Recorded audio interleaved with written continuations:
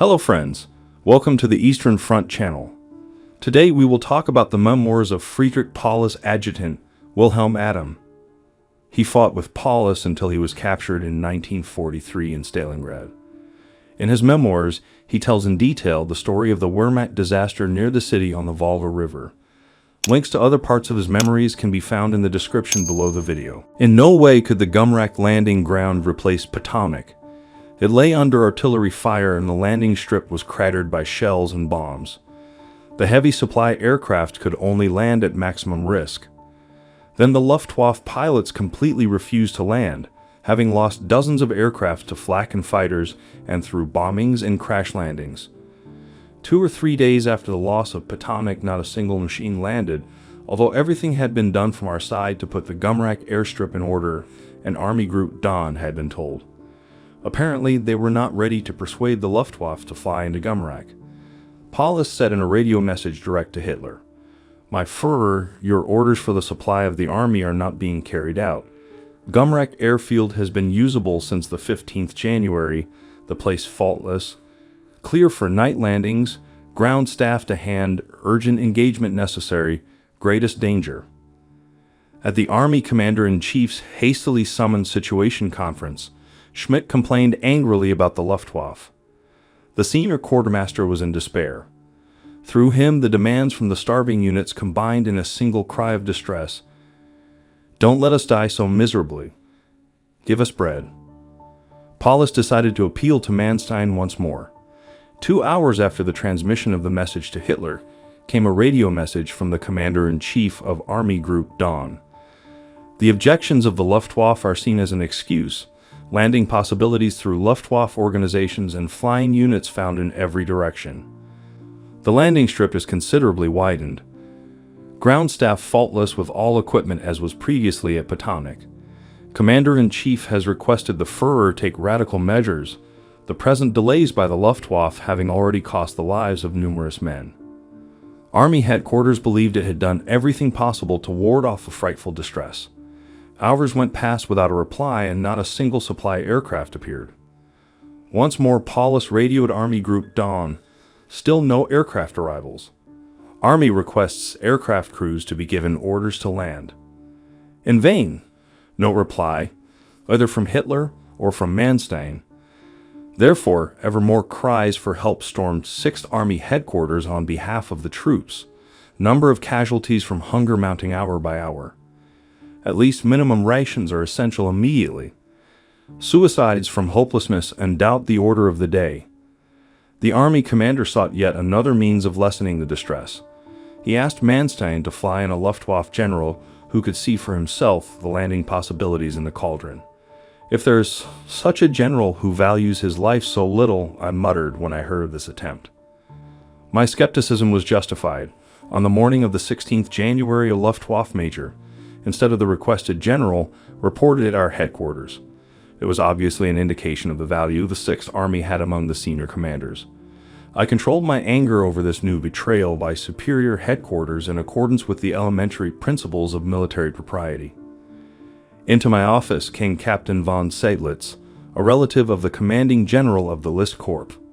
As a candidate for staff training, he had been assigned to our Army headquarters for part of his practical training. On behalf of the Chief of Staff, he told me that specialists such as tank commanders and staff candidates were to be flown out immediately. The Army High Command has also ordered Major von Zitzwitz, Hitler's liaison officer to our staff, to be flown out. Lieutenant General Schmidt would have you ask the corps and divisions for the names of the officers concerned by telephone. We are hoping that at least another supply aircraft will land tonight. "And what happens to the severely wounded?" I asked. "I have heard from the Army doctor that all are now being brought to Gumrak. All the dugouts are packed full." "The Army doctor has been instructed to immediately cease the flying out of the badly wounded," said Seydlitz. I had to check myself when I heard this.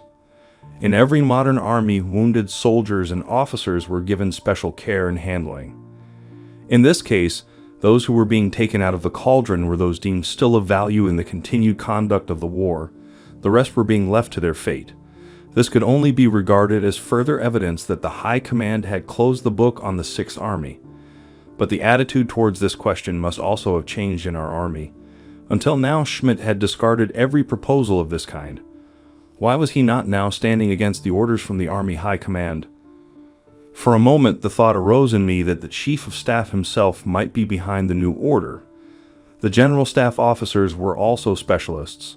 They were not named in the order, but those who were not might perhaps be included as the situation came further to a head.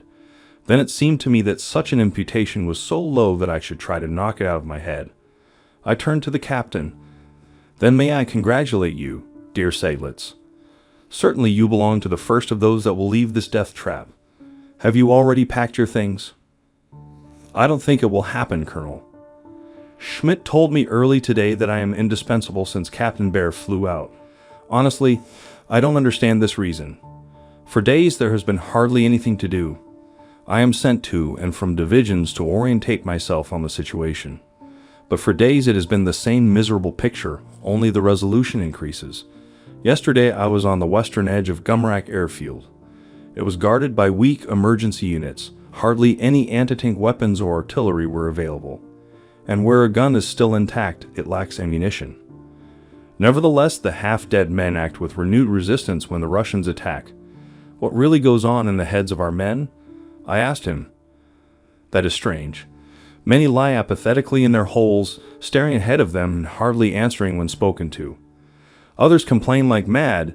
They have been lied to and betrayed. But as soon as there is an alarm, they bring their rifle or machine pistol up to their cheeks, or jump to a machine gun or anti-tank weapon. Apparently the fear of captivity is greater than the anger and disappointment over their plight that we experience here. That certainly applies to the great majority, Colonel. But in the last few days there have been here, and their small combat teams who have surrendered with their officers. 8 weeks ago that would have been unthinkable. I see the effect of the enemy propaganda in this. Captain von Seydlitz said goodbye. As we shook hands at the open bunker door as he was leaving, I saw the Luftwaffe major escorted by Elklepp below in the gully. A vehicle drove up from under cover. The Luftwaffe officer climbed in and saluted as he drove off towards Gumrak airfield. This visit did not last long. I am keen to know what has come out of it, I said. I too, Colonel, said Seydlitz, and headed off to the Chief of Staff's bunker. Colonel Elklepp had noticed me. He climbed up the steps and shortly afterwards came in to see me. The pilot had nothing to say in apology. Schmidt addressed him harshly, saying that his arguments did not interest us. The 6th Army expected food, ammunition, medical supplies, and fuel. It was a scandal to leave us so much in the lurch. Paulus agreed and said that the Luftwaffe had not kept the promises it had given to the army. The behavior of the higher commands towards the 6th Army was a breach of trust that nothing could excuse. So this major took the hiding for the generals. We can presume it was all exchanged in words. Do you believe, Elklepp, that our supplies will be improved by this? Can you hear the shell bursts? The front has come down near our headquarters. How many more days will it take to eliminate the cauldron? We have not to be honest with ourselves, or we must surrender. Then at least thousands of lives can be saved. All of this no longer makes any sense. The Army High Command has written us off. Now a few specialists will be flown out, the others can perish. I have my nose full like you, Adam, but an officer cannot surrender to the Bolsheviks. He fights to the last bullet and then dies. But those are just empty words, Elklepp.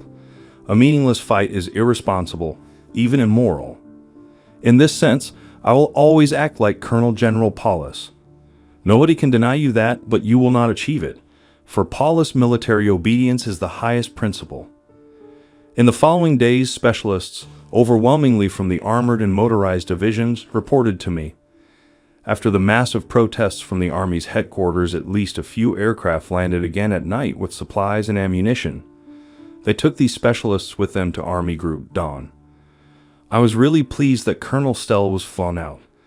Back in October 1942, our doctor had urgently advised a stay for him at a cure resort, and the application was already approved when the Red Army's big offensive began. Stell immediately declared that he would not leave the troops in the lurch. At the beginning of December, he took over a battle group at Chur and later received from Schmidt an unnecessary order to fly into the cauldron. Although a serious health problem meant it was difficult for him to stay on his feet, he made no attempt to fly out. He eventually went several days later, after I had asked him to take a photograph of me with my camera, as I wanted to send the film and camera by the next courier aircraft to my wife and daughter. Afterwards, we had a frank conversation. Sel, an old member of the National Socialist Party and holder of the party's golden badge, told me that he had again advised Paulus to go against Hitler's orders and to do what the responsibility towards his army imposed. But for Paulus, Schmidt's views applied only to tactical matters, and Sel regarded this as disastrous. The Colonel General, together with his Chief of Staff, held the joint responsibility for the senseless sacrifice of the Sixth Army. In a burst of anger against Hitler and Göring, Sel took the party badge from his uniform, threw it on the hard frozen snow, and trampled it in. Although this scene was little more than a gesture without any further consequences, it impressed me then because it at least signified a revolt, where Paulus, Schmidt, Elklepp, and the others demanded unconditional obedience to immoral orders. Possibly the Chief of Staff would not have placed Colonel Sel on the courier list if he had heard of our conversation. On the 22nd January, Schmidt told me that Sel would be leaving the cauldron. I wanted to be the first to convey the glad tidings. When I called, his adjutant answered the telephone. "Is Colonel Sel there?" I asked. "A moment, I will give the telephone to the colonel." "What is new, Adam?" "You are to fly out today or tomorrow." There was silence at the other end of the line. Had he lost his voice from shock? "Are you there, Sel?" Finally, I heard his voice again. "I hope that you are not playing a joke on me." "My dear Sel, I would not think of it under these circumstances. Schmidt only told me a few minutes ago, 'I congratulate you heartily and am delighted that someone gets out who will not waffle about our heroic battle. I hope that you will not remain silent back in the homeland.' You can be sure that came resolutely back. 'Don't forget to come by me again before you go.' While I was speaking the last sentence, Captain von Seitlitz entered the office. 'Excuse me, Colonel. Lieutenant General Schmidt is asking for you to immediately reconnoiter an emergency landing ground for our supply aircraft near Stalingrad. Gumrak is under strong enemy artillery fire.' There was not a second to be lost. I set off with some soldiers. We had soon reconnoitered a place and staked it out. It was only a few minutes from our headquarters. Colonel Sel was waiting for me in my dugout. He had already said his farewells to Paulus and Schmidt, and he told me of his talks with both of them. I still remember his words very clearly. Paulus is really at the end of his strength. As he put out his hand to say goodbye to me, he said, 'Go with God and make your allotted contribution, based upon which the commanders of the Wehrmacht can return to a really sound basis.' That was very impressive unwritten, but in Paulus's mouth it was a destructive sentence, don't you think? You can imagine how difficult it was for me to say anything at this point. I did not once look him in the eyes. With the words, 'May the cross on our army's grave not be the death memorial for all of Germany,' I left the dugout. Paulus has in the last weeks withstood indescribable agonies. His brain has been tormented every day. But he cannot free himself from Hitler's and Manstein's orders. What impression do you have of Schmidt?" I had not seen him for several days and was surprised by his appearance. He no longer looks like the victorious, self-assured chief of staff he was. The man who until now strongly reproved any negative remark now sharply criticizes the high command. He released me with the words, "Say everywhere you go that the Sixth Army has been betrayed by the high command and left in the lurch. It is very regrettable that he did not realize this sooner. He could have saved the Sixth Army much misery." Colonel Sel had just left when I had a telephone message from the adjutant of the 4th Corps that their commanding general of Engineers Janek, had been wounded in the head and shoulders in an enemy bombing attack. Dutifully, I immediately telephoned this on to Army Group Don. Several hours later came the decision from the Army Personnel Office to fly out the wounded general on the next machine to land in the cauldron. By this time, the enemy had already occupied our last airfield at Gumrak. The aircraft flying in were instructed to land in Stalingrad, although no landing ground was yet marked out. General Janek was flown out of the cauldron from here together with Colonel Sel on the 23rd January. It was one of the last aircraft to land. Most pilots, those who managed to break through the enemy flak belt, simply threw out supply packages, not a few of which fell over the Soviet lines. What did arrive was fallen on by the starving soldiers. The commander-in-chief's order to report all supply packages and deliver them to an established central point was ignored, and most of the contents were shared among the men who found them. Could we blame them for dealing with these things in this way? For weeks they had hardly anything to eat. The tearing hunger drove them to the edge of insanity and swept aside their orders on discipline, so they themselves forgot their helpless, wounded comrades. On the 23rd January, the commanding generals gathered for a talk by Paulus. In place of the wounded General Janek, Lieutenant General Pfeffer, commander of the 297th Infantry Division, was tasked with the command of the 4th Corps and simultaneously promoted to General of Artillery. At the center of the conference stood the question, how should we continue? Generals von Seydlitz and Pfeffer asked for a suspension of the fighting, while Heinz, Strecker, and Schulmer persisted in holding out. Finally, Colonel General Paulus spoke to Schmidt, Elklepp, and me about the same problem. I referred to the senseless dying and suggested surrender, looking at Schmidt. How would he react? I was fully expecting an outburst of rage, but Schmidt remained quiet, seeming to approve the proposal. Only Elklepp was still decisively against it. The commander-in-chief had become uncertain, but he could not yet jump over his shadow. He decided once more to radio our superior headquarters with a detailed report on the situation within the cauldron and to request permission to capitulate. On the evening of the 23rd January, two Heinkel 111s landed on the provisional airstrip only a few hundred meters away. Shortly afterwards, Lieutenant General Schmidt summoned me to his dugout. He went over the talks that we had had that afternoon with Paulus and did not conceal the fact that he was very disappointed about the holding back by the superior headquarters. What does he want now? I was thinking. I know that as well as he does. His following sentence made it clearer. Until now, neither he nor any of the other officers has achieved any improvement in our situation, although they were all tasked with reporting the Army's disastrous situation. I have the impression that none of them had the courage to tell the Führer the naked truth. I have myself long wanted to fly to report in person at the headquarters. Now my ears pricked up. The catastrophic situation forces us to take a last step to finally achieve freedom to negotiate. I must ask you to suggest to the Commander-in-Chief to let me fly with one of the machines waiting in Stalingrad to Führer headquarters to report to Hitler. You can be assured that I will immediately return to the cauldron. That was too much. This bad spirit of the army, who until now had not only acknowledged the order to hold out, but wanted to put anyone who mentioned capitulation in front of a court-martial, now wanted to desert. One could not interpret his demand any other way. Every simple soldier on the staff knew that by the next day no further machines would be landing in the cauldron. Laconically I answered him, I suggest, General, that you present this proposal personally to the Commander-in-Chief. Angry, but still in control, he glared at me as I left his dugout without another word. I briefly informed the first General Staff Officer, Colonel Elklepp, about this episode. He angrily jumped up from his chair. That's a mean trick. You must tell the Commander-in-Chief immediately. I am on my way to him, but wanted to make sure of your support. Then I went in to see Paulus, shocked, but also disappointed with his Chief of Staff, who had always demanded that we fight to the last bullet. He accepted my information. Just let him come. I know now how I am with him. Soon there was a knock at the door and Schmidt entered. Perhaps he thought Paulus was alone and did not expect him to be already informed of our discussion.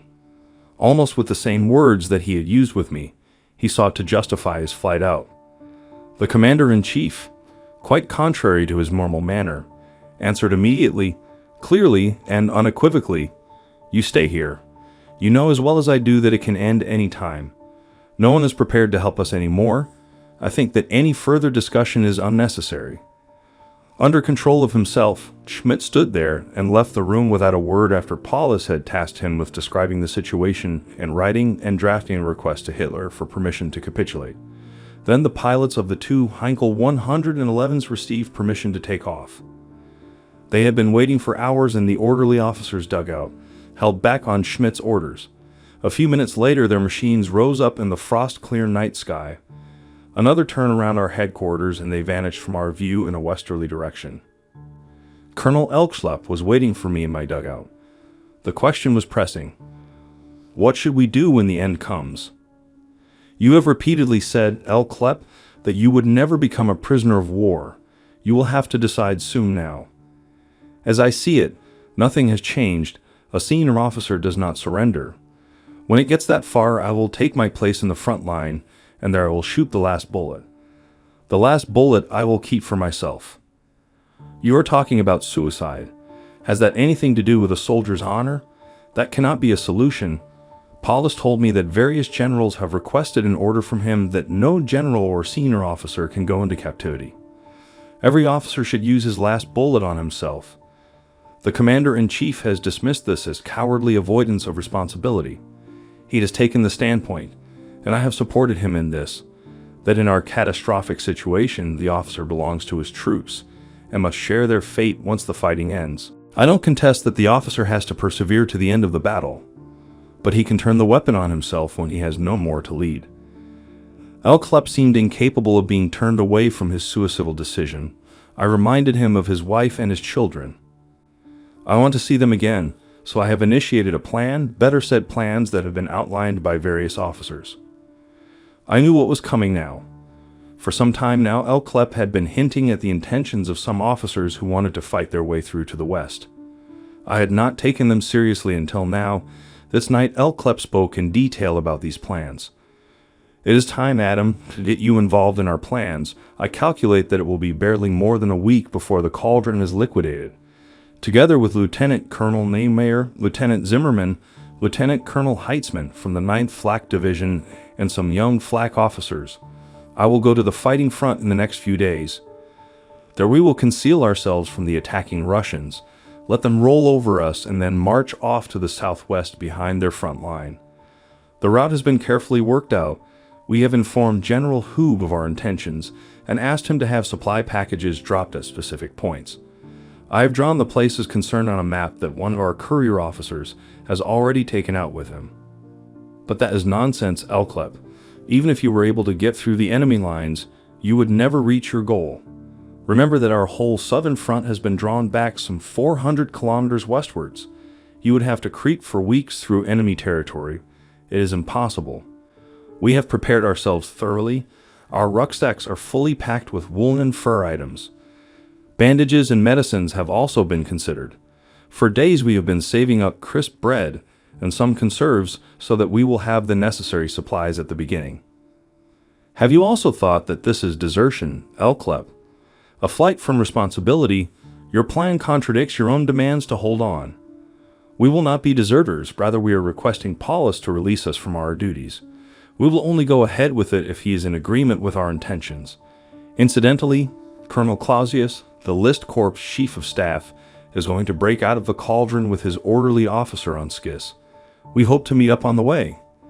Individual groups from the 71st and 371st Infantry Divisions will travel away from the Volga to the south to break through to the 1st Panzer Army near Terek. Don't get me wrong, but these are dangerous fantasies. You know that the 1st Panzer Army is now apparently in the Rostov area. Haven't you told the group? And do you really believe that the enemy will secure their rear areas so badly that they cannot pick out such crazy travelers within a few kilometers? Be reasonable, Elkschlepp.